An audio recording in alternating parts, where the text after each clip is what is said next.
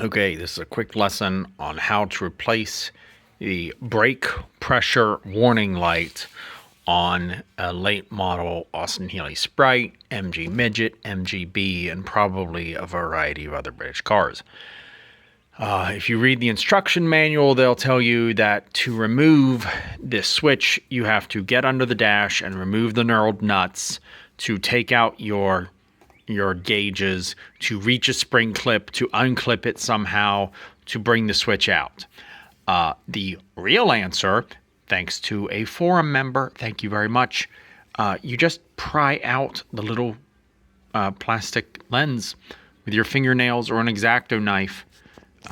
Getting the old bulb out, you're going to probably break it with pliers, but you get the bulb out, and then you replace the bulb. You set the bulb inside a rubber tube, you push it in real hard, twist it until it goes in, and that's the big freaking secret. You don't have to remove your gauges.